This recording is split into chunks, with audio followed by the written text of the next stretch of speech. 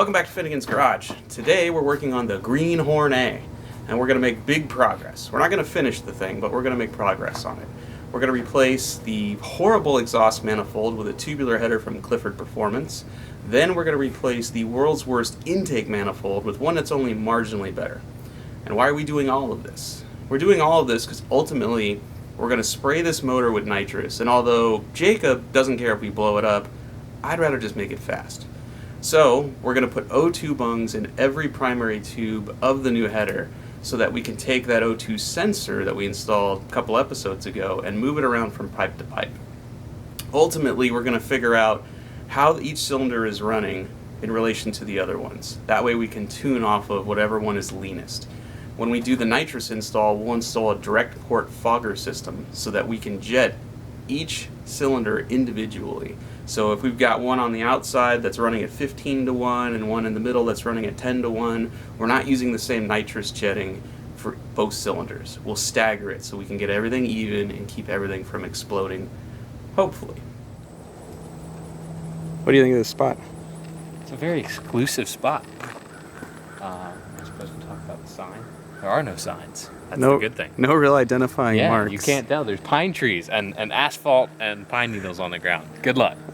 Someone's been doing burnouts here. We don't know who that would be. It's weird. Not the Hornet, that's for sure.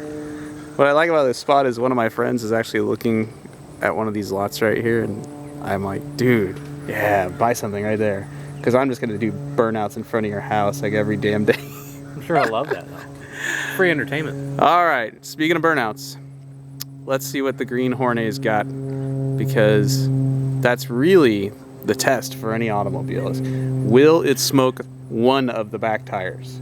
You're going to be highly disappointed, I assure you. Well, it's not going to do a burnout, especially with those big old tires on it. There's no chance. Big old tires. Give it a shot, because we need a starting point. We know how slow she is in the quarter mile. Will she at least do a burnout? If not, we'll start throwing parts at her. How hard do you want me to try? Do you want me to do a neutral drop and break my transmission? No. Just rev it up and see what it does. No, foot brake it. All right, we'll see what it does. Put it in first gear, foot on the brake, go for the cookie. It's going to be amazing.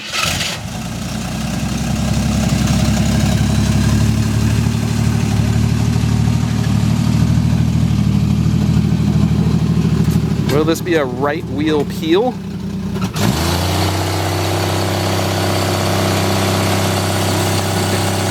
Okay, you're done.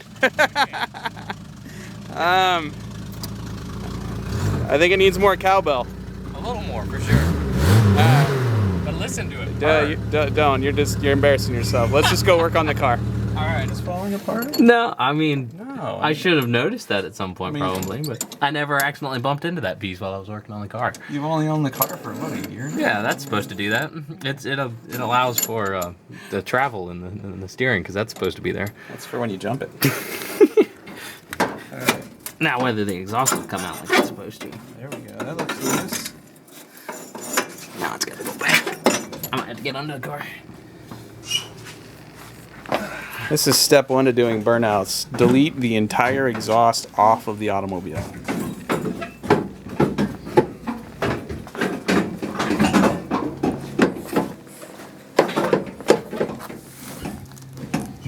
Ow. That hurt really bad. Just stuck my knee right into a screw sticking to the floor. Ooh, hope you got a tetanus shot, Broham. She's a little rusty. It doesn't want to come out.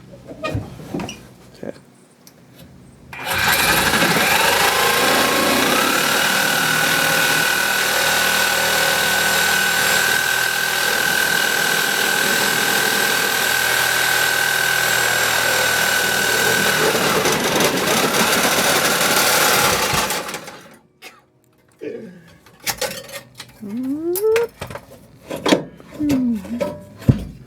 It will break. Hey, why don't you point that thing? Huh? Nothing.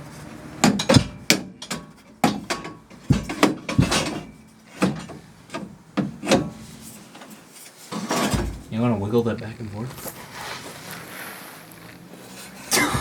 What is that? I'm holding the camera.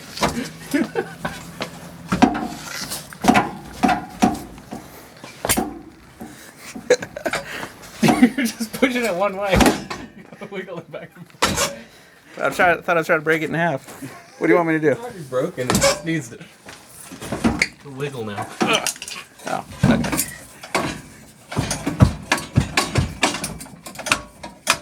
Oh, really? Yeah, you touched it up. Maybe you need more saw. It's like literally like a millimeter of metal.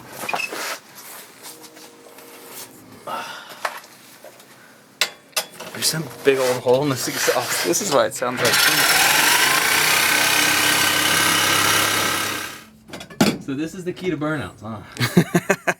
Trying to rip hot exhaust on the car. You wondered why I used my feet.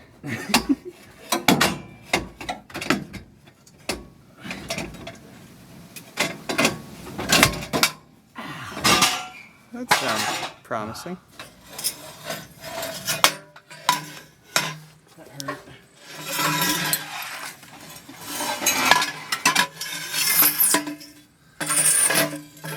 Yeah, look at that. That's not helping. Big old hole right next to the tip. Ah, yeah.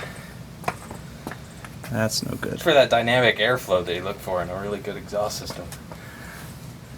That's probably what stopped it from doing burnouts. Yeah, I'm sure. What do you think an inline 6 with no pipe on it sounds like?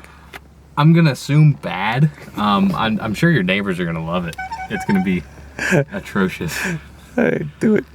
I mean, it's not horrible. It sounds more like a tractor. It really didn't get much louder. But rev it. It's a race car. Oh, dude, she sounds like a race car. All right, let's go to this top secret spot and see if she'll do a Brody. Alrighty. Well, we're back to what would have been the scene of the crime had a burnout occurred, and now we have the inline 6, the green Hornet, and no exhaust system. And it sounds really bad. It does. I'm not going to argue with you. It sounds horrible. So let's try again. Let's just make some noise. No smoke. Yeah, I'm going to get on this side for the startup because that's where the full open exhaust system is. There's a manifold on there. I mean, we're not total savages.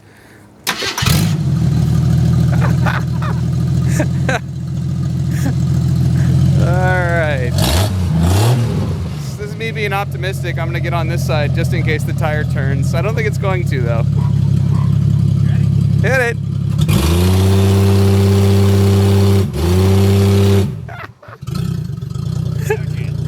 Okay. We need actual speed parts. You mean that doesn't actually make it fart faster? It's crazy, but no, it doesn't. Taking the exhaust system off. What? Who knew? Not an upgrade. Plot thickens. Here's our new and our old intake manifold. The one in the front, the foreground, that's the old one. That's the one that bolted directly to the exhaust and had a 1-barrel carb sitting on top of it. It's made out of cast iron. It's very heavy. The new to Jacob manifold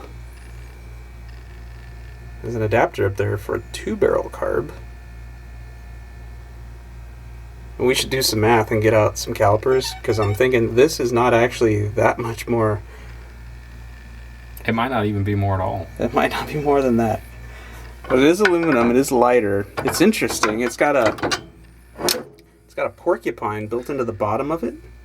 It has a wire, as if that's a heating element, maybe to keep the fuel from puddling when you first fire it up or something. That's interesting. And then this one, grab it and flip it over for me, Jake. This one is actually connected to the exhaust, and the exhaust had a valve in it that actually directed hot air up against the bottom of this to heat the bottom of the intake manifold and keep the fuel allegedly in suspension. And I dropped out of physics class after 3 weeks in college, so don't rely on me to explain how that works, but Witchcraft. yeah, witchcraft, sorcery. All those things. And this also has coolant plumbed through it. There's a water jacket in there. But at the end of the day, Oh, it's bad. let's let's get this one out of here. At the end of the day, junk. We're getting rid of it. let's examine what's happening here. We are asking air and fuel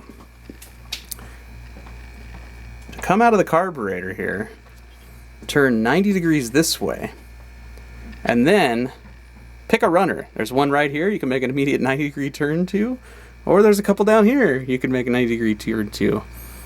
And what I'm wondering is, what makes the fuel want to go here versus here? I mean, this is bad. We're gonna end up putting O2 sensor bungs in every primary tube and driving it around and figuring out which is the leanest cylinder and how these things are running at idle, part throttle, and wide open throttle. Because I don't want to stick nitrous on this not knowing that. Oh yeah. And then, It would definitely melt one. you know, tuning off the collector and finding out that, you know, hey, this is 15 to 1 and this is 10 to 1, you know? That would be bad news. But we will put this on here because it does save a little bit of weight. So, that is a performance mod. Yay!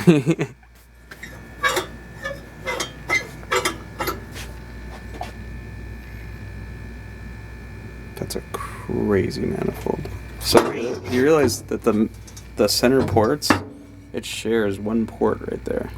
It's not even divided. It's bizarre. And so imagine that it comes out of the cylinder head directly into, hey, let's make a 45-degree turn and run right into the exhaust flow of everything else that's just merging right here. And then make another turn. So you're really almost making a 90. And then coming out the collector. Yeah. So, like, all of these, they all just have to run into a wall out of the cylinder head. And look at the difference in length. Like, number one that's probably 10 inches long. And, you know, number two is there. These two share a port. I mean, it's Pure maybe not genius. worst case It scenario, works. but pretty bad. It works. So, It doesn't work so we're going to for this performance. tubular header. Where'd you get this? Clifford Performance. Oh, right on. It's way too expensive for what it is. What does it cost? I think it was like 400 and something bucks. $400? Stupid money. But it's the only one that'll fit the car. Oh my god. You might be able to get other headers to fit on a like a Jeep for a 258, but an AMC Hornet, this is pretty much the only one you have. Yeah, but for $400. My god. I think it's just because it's a really small, like privately owned business, and so they overcharge for everything. Yeah. And plus, there's not that many people making stuff for 258. And I didn't pay that much attention to it, but there's nothing bolting that port. Well, Or what is this, like a half a bolt hole? yeah, that's exactly what these are. Oh, so half a bolt hole. Because it shares with the intake manifold. That's lovely. That's part of the reason I had to buy that other aluminum manifold, is for the flange to match. That is lovely. All right. Well, they're not equal length, but they're pretty close, and it's much better than that other manifold. And it's lighter. And you'll notice we've gone to the trouble of putting O2 bungs in every primary tube. Now we just gotta hope all the stuff we've done to these two things is gonna jive together in the car.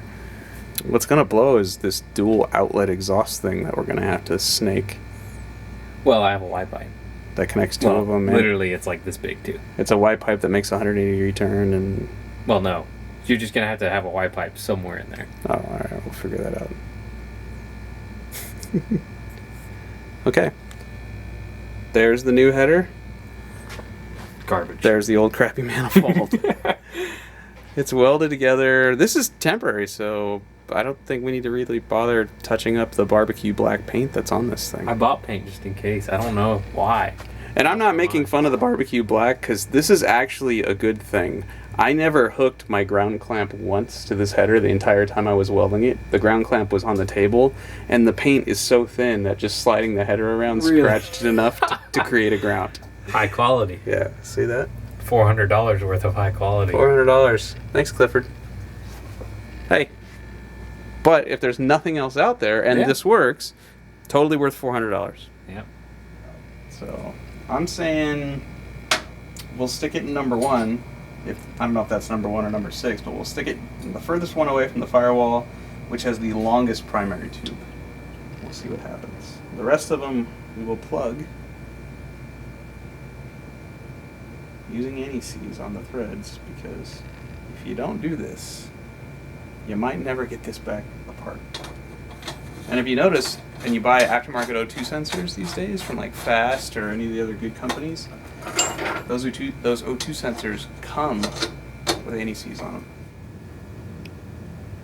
Look at that.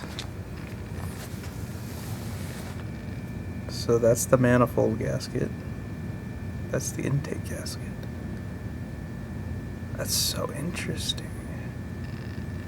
Gasket on top of gasket. Double layered. Extra protection. It's like wearing 2 condoms, I guess. Well, you aren't going to get pregnant in this car anyway. Alright. Let's install this thing. Can't wait to feel all the horsepowers.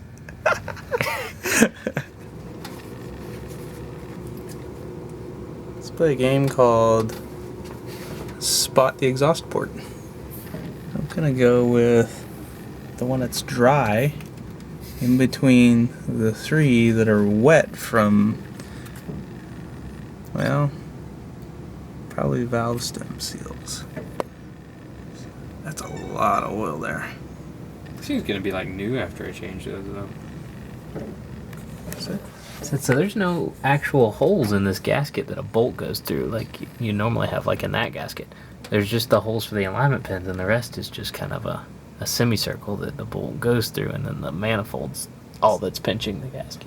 So pretty much the intake manifold has to use the force to align that gasket. Yes. I'm cool with that. That's what it sounds like. I've never done this before, so bear with me.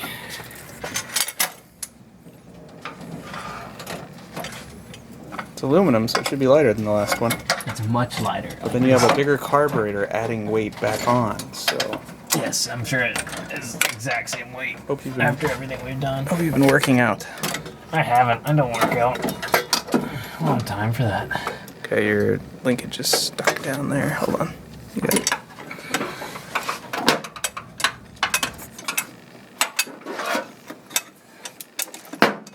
Tricky.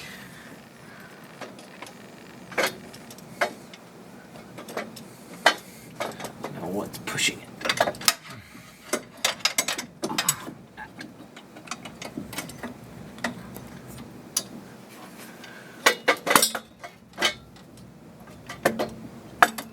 Ooh. Oh. Quick, get some bolts in. I think the washers are too small. We'll find out. That's some... That is weird. That's some hokey ass shit. That this is all that's holding Clamp. the intake. Just clamping it on. Gasket lines up good though. It's impressive. So I had a nice trail coming into your garage. How are we doing?